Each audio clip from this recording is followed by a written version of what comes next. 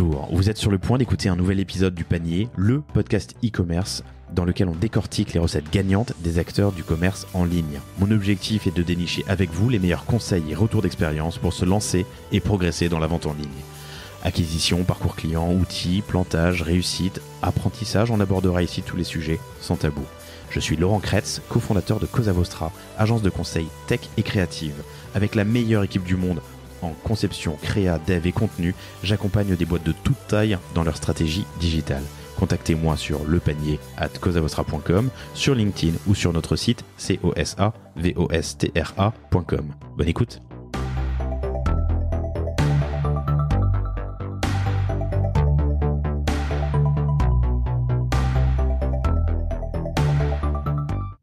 Bonjour à tous. Je vous propose aujourd'hui un épisode un peu spécial, un épisode récap de l'année 2019 et préparation de l'année 2020.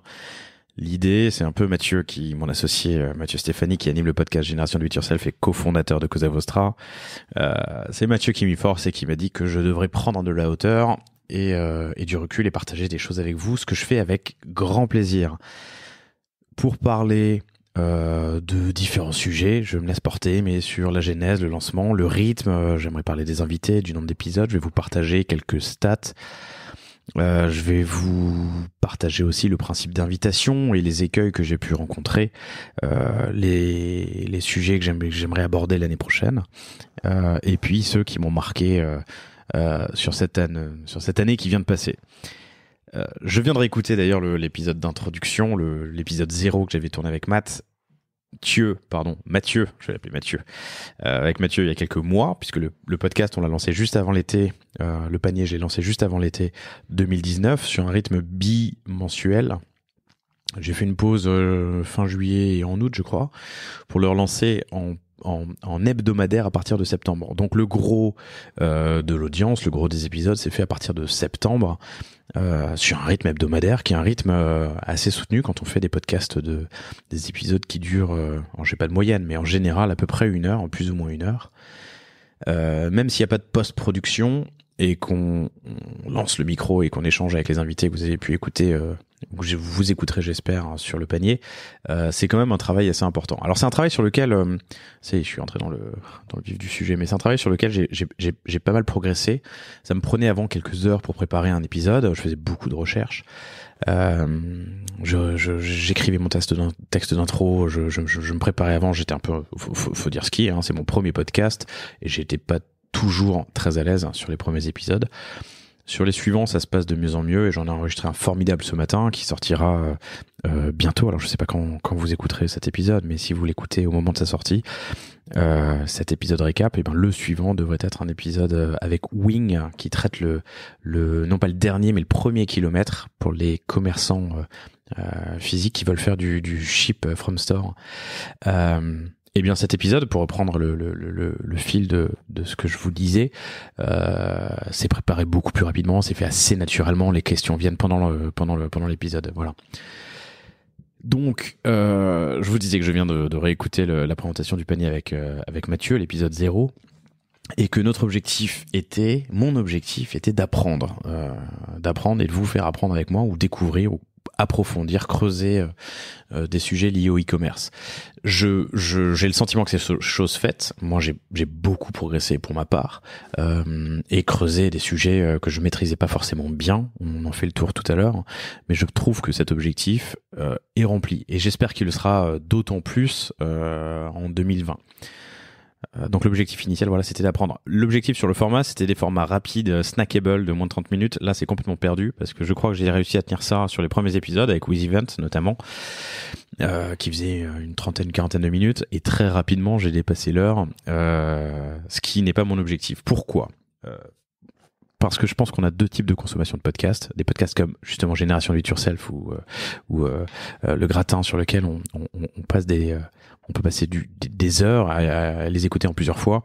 Ce que je trouve intéressant sur les podcasts plus pratiques, applicables, je pense à Grossmakers, je pense à de Gabriel Gourvitch, je pense à Yves Dev de Bruno Soulet. c'est de pouvoir les consommer en une fois, histoire de pas perdre le fil et de pouvoir garder les idées importantes. Donc essayer de le concentrer un peu. Donc je vais m'astreindre dans l'année qui vient à limiter les épisodes, essayer de limiter les épisodes en tout cas à une cinquantaine de minutes max. Ce qui est intéressant aussi, c'est que je reçois beaucoup de retours. Alors déjà un énorme merci, parce que le podcast, il aurait été arrêté depuis longtemps. Enfin, je sais pas. En tout cas, il existe grâce à vous. Vous êtes nombreux à l'écouter. Je vous donnerai quelques stats ensuite. Pour un début, je trouve ça très encourageant. Et vous êtes aussi nombreux à me contacter sur LinkedIn ou par email. Le panier @causavostra.com, je vous le rappelle. Et sur LinkedIn, vous me trouvez sous Laurent Kretz. Vous êtes nombreux à me contacter pour me poser des questions, pour approfondir certains sujets, pour des mises en relation à la suite d'épisodes, ou pour me suggérer des sujets ou des invités.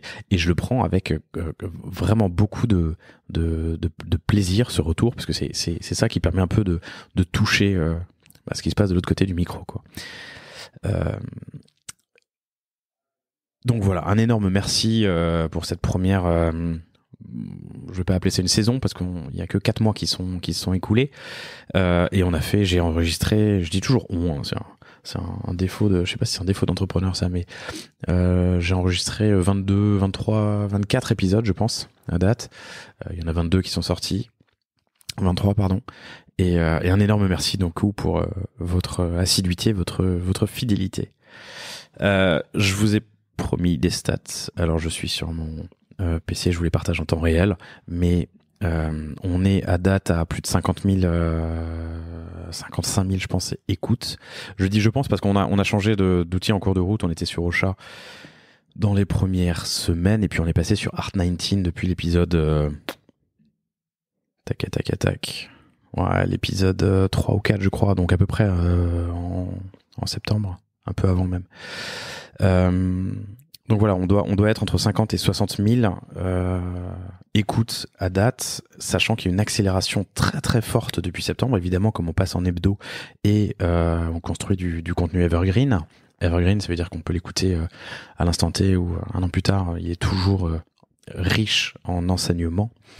Et donc il y a une accélération. En septembre, je crois que je fais 7 000 écoutes. En décembre, on a dépassé les 15 000, ouais, même plus. Donc c'est vraiment super encourageant. Et chaque épisode à date fait plusieurs milliers d'écoutes. Donc ça c'est très très cool. Ce qui est intéressant de noter aussi, c'est que des épisodes... alors il y a des épisodes qui ont cartonné. Vous avez particulièrement aimé l'épisode sur le dropshipping avec Adrien Zerbib, qui monte en flèche et qui continue dans les derniers jours. Tac, je regarde. D'être l'un des épisodes qui tourne le plus et le mieux. Et voilà.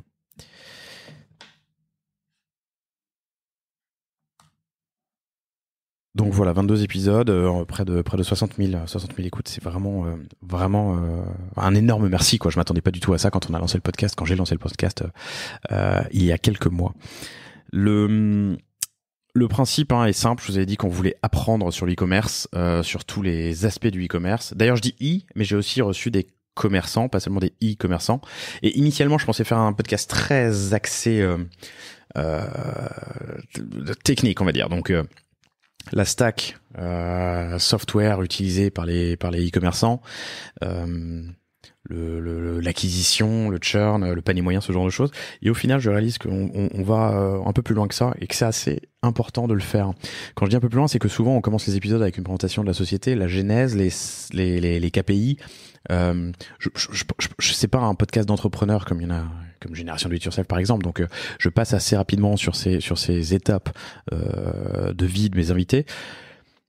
Mais je trouve qu'elles sont importantes, ces étapes, pour bien comprendre la suite. Donc, ce que je n'avais pas prévu au début et que je fais finalement, c'est de passer plus de temps sur la genèse d'une start-up, d'un service, en tout cas du service de l'invité que je reçois, avec une sorte de fast-forward, d'avance rapide sur les premières années pour arriver aux statistiques, aux KPI à jour.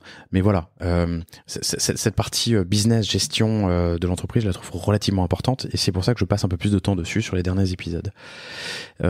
Sur la partie technique, je m'y attelle toujours, ça dépend évidemment des invités, puisqu'il y a des invités Je réalise en parlant que je parle très vite et je me demande s'il faut pas lire les épisodes au ralenti plutôt qu'en accéléré si vous le faites. Bref, il y a des invités qui offrent des services aux e-commerçants et il y a des invités qui sont des e-commerçants ou commerçants et du coup effectivement les questions posées ne sont pas les mêmes dans les deux cas évidemment. Mais voilà le principe d'invitation. Alors si vous écoutez cet épisode en début d'année 2019, je vous prie de m'excuser parce que la fin de l'année a été incroyablement chargée d'un point de vue professionnel pour Cosa Vostra et j'ai eu 1 ou 2 annulations avec les grèves. En plus, je devais faire des déplacements pour des enregistrements à Bordeaux pour enregistrer avec Cdiscount et malheureusement la grève m'en a empêché. J'ai eu 1 semaine qu'à sauter et puis ensuite c'était les fêtes et voilà. Donc je vous prie de m'excuser, il n'y a pas eu d'épisode depuis 2 semaines ou 3 semaines et j'essaierai de faire que ça n'arrive plus. Mais ce principe d'invitation est peut-être le point le plus critique, je réalise, dans la réalisation de ce podcast. Pourquoi ? Parce que j'avais commencé tout au début en enregistrant peut-être 4-5 épisodes d'un coup et comme on était en bimensuel, ça m'a tenu 2 mois et demi, un truc comme ça. Et après je me suis dit que c'était un peu décevant pour moi et déceptif peut-être pour mes invités, même pour vous, c'est pas excitant d'enregistrer trop d'épisodes, d'avoir trop de buffer, de tampons en avance. Du coup, je suis passé en hebdo avec 1 ou 2 épisodes de tampons au cas où pour les annulations, ce genre de choses. Et finalement, j'ai pour un tas de raisons, mais j'avais plus de tampons. Et là, ça m'est arrivé du coup en fin d'année de n'avoir pas d'épisode en stock, pas d'épisode à enregistrer, et puis des annulations parce que ça arrive. Et du coup, ça, je me promets que ça n'arrivera plus en 2019. Et là, je suis en train de remplir le calendrier d'invités. Donc voilà, c'est pas complexe hein, évidemment, mais il faut trouver des sujets intéressants, des gens qui ont des choses à dire et à nous apprendre, des choses fun, des choses enrichissantes. Vous le savez aussi, des chiffres à donner. J'aime bien, je pense que vous l'avez vu. Hein, j'aime être très pragmatique et j'aime bien les données chiffrées. C'est mon côté un peu pratique et voilà, vous l'avez vu certainement dans l'épisode avec Preto où on rentre vraiment dans le détail de plein de sujets. T-Shirt Corner c'était pareil, Snow Leader aussi. C'est des épisodes que je vous conseille, mais où les invités sont incroyablement généreux en stats, en chiffres, voilà. Et du coup en apprentissage. On a aussi creusé sur pas mal d'outils, mais je trouve que je l'ai pas assez fait, donc j'essaierai de le faire plus l'année prochaine. On survole l'utilisation de Mailchimp, de Klaviyo, de PrestaShop versus Magento versus Shopify. Je vais essayer de creuser un peu ces sujets l'année prochaine. Et d'ailleurs, ça m'amène au point suivant, c'est les sujets que je voudrais aborder, en tout cas les invités que j'aimerais avoir. J'aimerais bien déjà recevoir des grands e-commerçants. Je serais très heureux de parler à VP, parler à la Fnac, aux Galeries Lafayette, qui ont été, certains ont été invités, donc j'attends avec impatience vos réponses et excusez mes relances. Je devrais enregistrer, je l'espère, Cdiscount, donc cet enregistrement qui devait se faire décembre et qui se fera, j'espère, en début d'année pour parler marketplace. Donc voilà, j'aimerais bien recevoir des gros e-commerçants qui traitent en volume, de gros volumes, à la fois en valeur, mais aussi en nombre de colis expédiés, pour parler logistique, pour parler pricing, pour parler outils de livraison justement, churn, ce genre de choses. J'aime, je vous l'ai dit à l'instant, les chiffres et je veux continuer à avoir des interviews chiffrées avec des faits et des données tangibles afin de bien comprendre les sujets dont on parle, comme je l'avais fait avec Preto, je l'ai dit, mais ça je veux continuer à le faire. Et ensuite j'ai envie de parler aussi d'outils et de techno, donc j'aimerais bien parler PIM. PIM, c'est les Product Information Management, c'est ce qui permet de gérer des fiches produits qui vont être dispatchées à différents endroits sur un site web, sur un site e-commerce, sur une application mobile, chez des partenaires, chez Insta, Gram, pardon. Voilà, j'ai invité Akineo, cher Akineo, j'attends avec impatience ta réponse.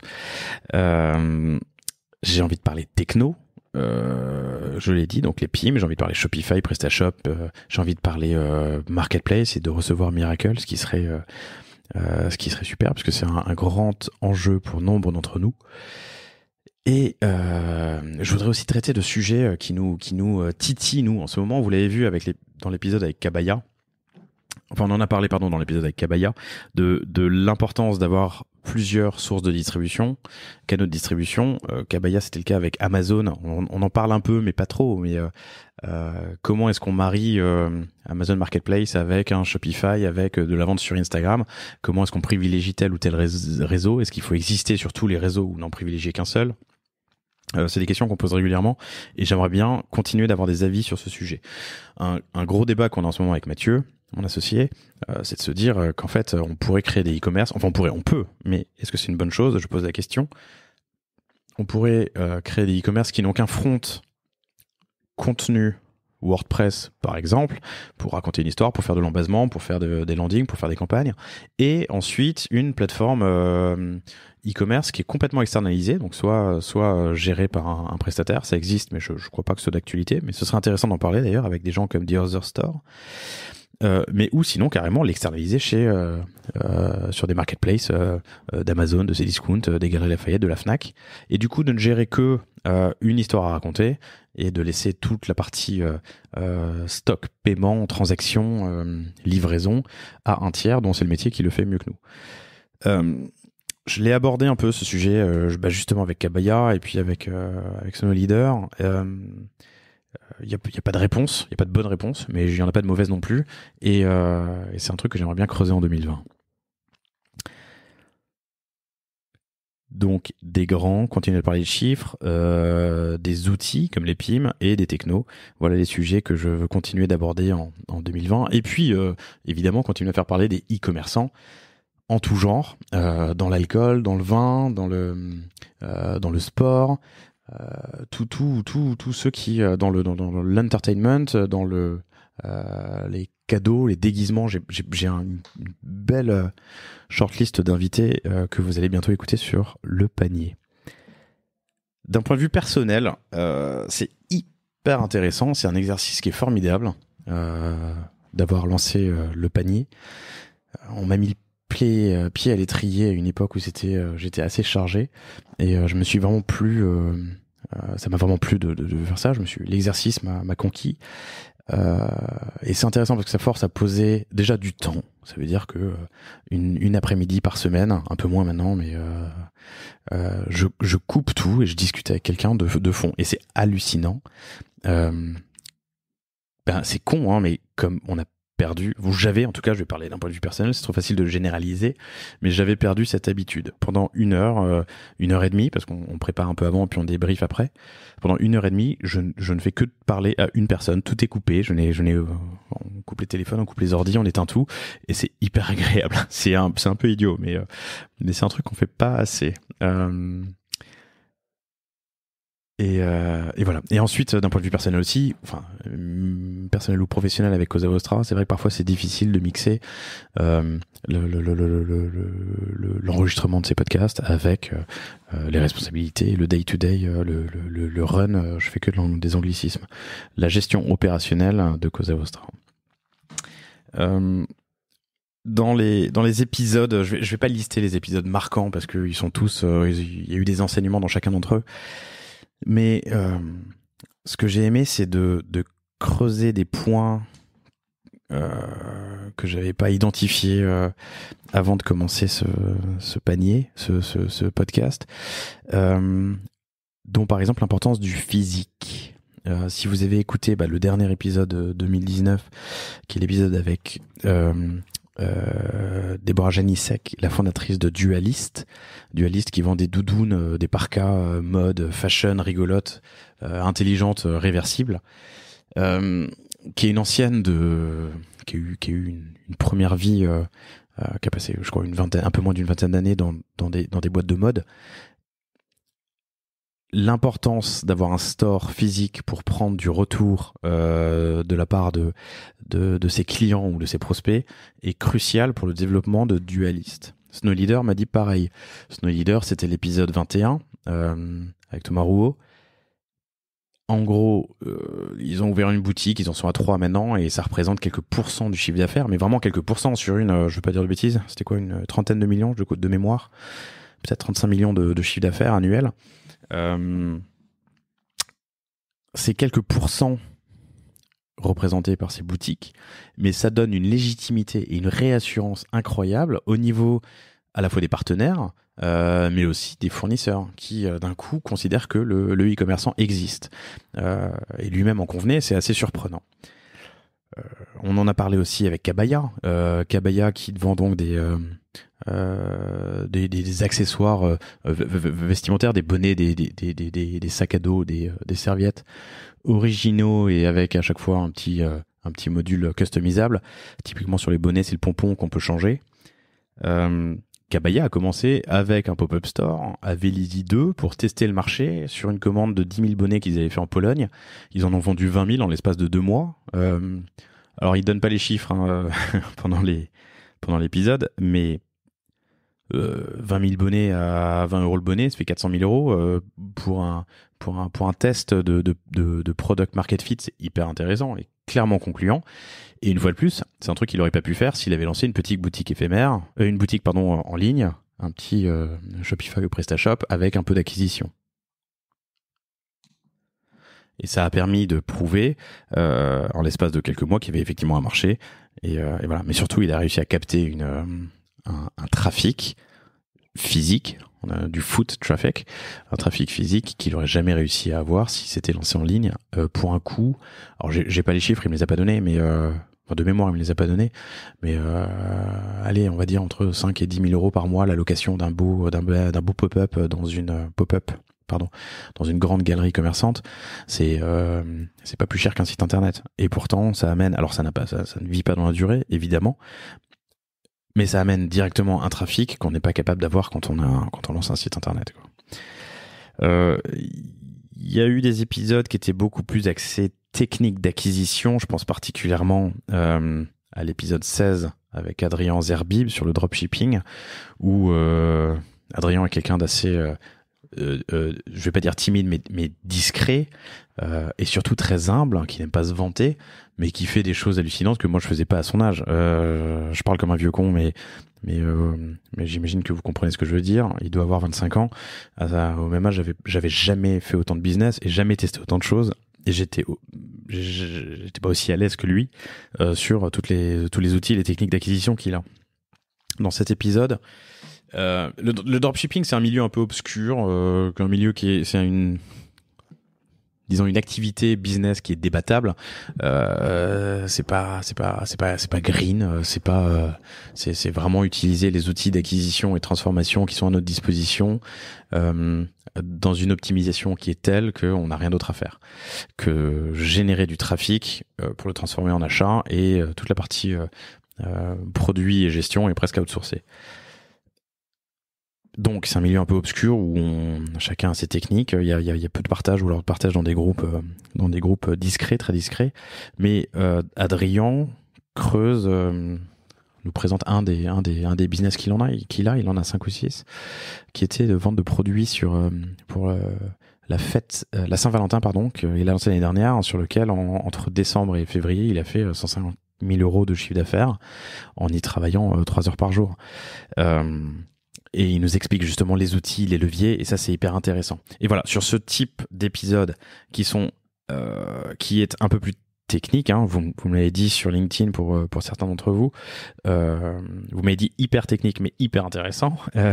On a eu des invités géniaux, comme aussi d'ailleurs un épisode qui marche très bien, c'est la bougie box et la yoga box, que j'ai eu le plaisir d'enregistrer avec Jonathan Benoudiz, qui était mon associé dans une première vie.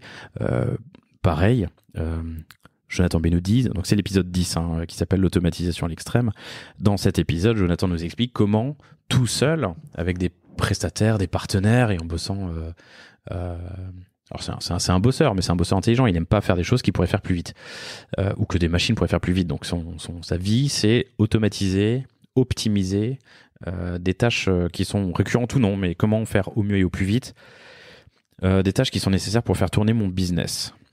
Et donc il nous l'explique tout ça dans l'épisode 10, et c'est un épisode qui marche très bien. Je vais pas dire de bêtises, mais même sur le... Est-ce que j'ai les stats ? Tac...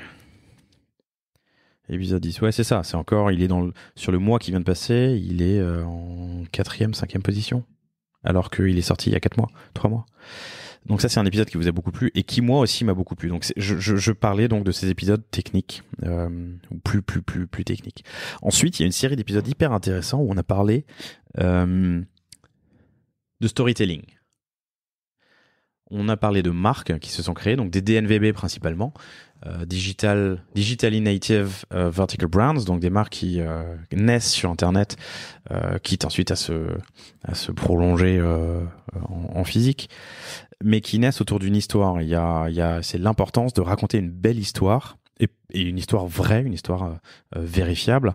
Et ça, on l'a vu avec Bonne Gueule, qui était un épisode, l'épisode 9, qui était superbe, où on nous raconte comment il faut fédérer une communauté ailleurs que sur Instagram, parce que Bonne Gueule, si vous vous souvenez bien, c'était d'abord un blog de conseils fashion qui s'est transformé en e-commerce, excusez-moi, et qui fait, alors c'était il y a longtemps, mais je crois qu'on atteignait les 10 millions de CA que Geoffrey Bruyère, que j'ai reçu, qui est le cofondateur, avec Benoît Vochtenka, pardon, je suis désolé, ils atteignent 10 millions d'euros de chiffre d'affaires. Donc c'est comment cette année, comment ils ont transformé ce blog en un e-commerce ultra performant, avec une fois de plus d'ailleurs des boutiques physiques. Eh bien, il nous explique comment il a construit l'histoire de Bonne Gueule autour de ses valeurs, des valeurs qui sont fortes et qui l'ont tenu jusqu'à aujourd'hui. De la même manière, toujours en termes de storytelling et de plateforme de marque, on aborde beaucoup ces sujets. Dans l'épisode 12, avec Maëlle Chassard, la fondatrice de Luni. Luni, je l'ai abordé j'en parle dans plusieurs épisodes parce que ça m'avait marqué, mais c'est un bel épisode d'ailleurs. L'Uni, c'est des petites boîtes à histoire vertes que vous avez dû forcément voir chez vos neveux, chez vos nièces, petits frères ou petites sœurs, petits cousins, peu importe. C'est des boîtes à histoire où il y a 3-4 boutons tout simples qui permettent de choisir selon un arbre de décision une histoire qu'on va lancer, une histoire qui est courte en général, qui dure 5 minutes. Et les questions, c'est... est-ce que ça se passe dans un château ou à la plage? Est-ce que le héros, il a une fourchette ou un balai? Est-ce que il va rencontrer une baleine ou une fée? Et après 3-4 choix, ça raconte une histoire. Et Luni, du coup, a été lancé par Maëlle Chassard et ses associés. Alors, je sais plus leur nom en tête et je l'ai pris de m'excuser. Mais en projet de fin d'études, et elle nous raconte tout le développement de ce projet de fin d'études, donc de la boîte à histoire Luni, pour être un énorme carton, puisque Luni, c'est 20 millions d'euros en cumulé, je crois, en 3 ans. C'est quand même énorme, j'adorerais faire ça. Et une distribution chez alors Nature et Découverte, dans des magasins de jouets, à la Fnac. Vraiment une superbe distribution, une belle gestion produit, et surtout, voilà, une histoire qui est un fil conducteur de toute... à la fois du produit qui les anime et en même temps de la plateforme de marque. Donc des épisodes plus techniques, des épisodes sur les plateformes de marque, des épisodes où on aborde l'importance du physique. Et enfin,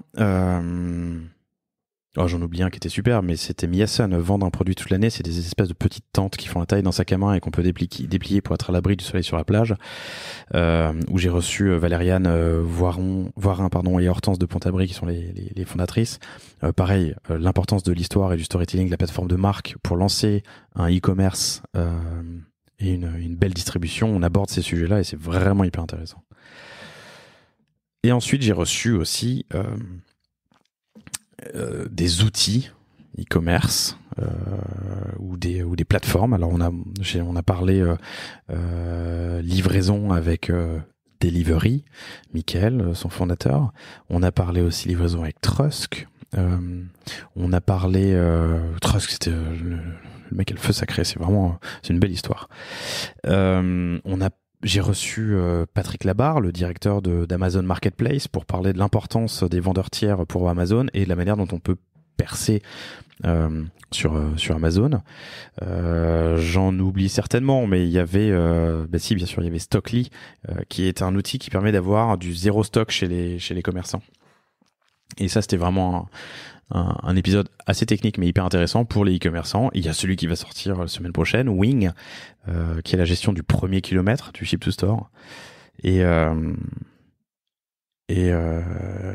voilà. Et puis un épisode aussi qui a très très bien marché, qui est un peu au milieu de tout ça, mais c'est T-shirt Corner, que j'ai reçu donc son fondateur Nicolas Serre, et qui nous explique vraiment en long, en large et en travers tout son business. Et là aussi très intéressant. Et vu les retours que j'ai eu sur Amazon, sur LinkedIn, pardon, je m'en suis pas rendu compte en l'enregistrant. J'ai adoré l'épisode et j'ai adoré le personnage, mais vu vos retours, c'est vraiment un épisode qui vous a plu, donc j'espère en faire beaucoup d'autres. Et enfin, je termine avec un épisode qui est un peu hors sol, un épisode que j'ai enregistré avec Emmanuel Alix, qui est le directeur du pôle numérique de l'équipe. Et là, c'est le premier épisode, et j'espère en faire d'autres d'ailleurs l'année prochaine, mais le premier épisode média. Et c'est vrai qu'on n'avait pas encore abordé le sujet, mais les médias sont des e-commerce comme les autres. Il y a des contenus qui attirent, il y a un paywall, il y a une carte de paiement à sortir, un abonnement à prendre, ou des numéros à acheter comme des produits. Donc il y a beaucoup de parallèles à faire avec le e-commerce, et on les a fait du coup avec Emmanuel Alix, qui a été très très très très très généreux en technique. Il y a une personne dont je tairai le nom de chez Altis, assez haut placé, hein. Non, pas chez Altis, je vais pas dire de bêtises, je sais plus, mais qui m'a dit que lui il fait bosser ses équipes, il a des personnes à plein temps pour récolter ce genre d'informations. Donc si vous êtes dans les médias, je vous invite à l'écouter. C'est l'épisode 19, l'équipe, paywall, churn, transfo et data marketing. Voilà, j'en oublie certainement, mais c'était les grandes catégories d'invités que j'ai reçus, où on a parlé de l'importance du physique, des canaux d'acquisition, et d'un point de vue plus technique, comment est-ce qu'on fait de la transfo, de plateformes de marque, et ensuite des outils du e-marketer. Je sais pas trop comment conclure, c'est un exercice un peu difficile ce que je suis en train de faire, mais je crois que il est d'à propos de vous remercier une fois de plus d'être si nombreux à avoir participé aux épisodes. Je suis très heureux de recevoir vos retours, vos questions, vos demandes d'introduction. J'ai plusieurs invités qui ont fait du gros business après être passé sur le panier. Donc ça aussi c'est très très très c'est une très belle récompense pour moi en tant que animateur de ce podcast. Et ce qui me fait dire d'ailleurs que je devrais prendre une commission. Faut que j'y pense, ce serait rigolo ça. Voilà. J'ai aussi essayé la publicité, donc ça vous allez certainement en entendre dans les mois qui viennent. Je l'ai fait avec pour l'instant pour Social Vault. Alors ça, je peux vous en parler aussi une petite seconde. Ça n'a pas très très bien marché, mais du coup ça me fait poser des questions sur l'utilité de cet outil de Social Vault, ou de l'efficacité d'une pub sur mon podcast pour un logiciel SaaS. Mais ça, je suis très heureux d'en parler avec ceux qui le souhaitent. N'hésitez pas à me pinguer sur LinkedIn. Mais voilà, un merci et d'à propos, un énorme merci. Vous êtes, comme dit, presque 60 000 à avoir écouté les épisodes ont été écoutés près de 60 000 fois. Vous êtes plusieurs milliers à écouter chacun des épisodes qui sortent. Et sauf si vous les écoutez en boucle ou en double, j'imagine que c'est dans la plupart des cas des écoutes uniques. Donc ça fait plusieurs milliers de personnes qui écoutent chacun de ces épisodes uniques, et ça c'est incroyable et c'est formidable. Donc un énorme merci. Je vous souhaite une excellente année 2020, plein de réalisations e-commerce. Et évidemment, n'hésitez pas à nous contacter, lepanier@cosavostra.com ou Laurent Crête sur LinkedIn si vous avez des besoins auxquels Cosa Vostra peut répondre, évidemment, en digital, en création, en conseil ou en acquisition. Je vous souhaite à tous une excellente année et merci encore pour votre fidélité. À bientôt. Merci d'avoir écouté cet épisode du panier. J'espère qu'il vous a plu. Si c'est le cas, et même si ce n'est pas le cas, abonnez-vous pour ne rater aucun épisode. Parlez-en autour de vous et laissez-moi un commentaire sympathique sur Apple Podcast. C'est ce qui m'aide le plus à remonter dans les classements. N'hésitez pas non plus à le partager à chacun de vos contacts dans le business. Chaque nouvel auditeur intéressé est une victoire. Si vous avez besoin d'un accompagnement tech et créatif, que ce soit pour votre site internet, votre stratégie de contenu ou d'inbound marketing, n'hésitez pas à me contacter à l'adresse lepanier@cosavostra.com. À bientôt.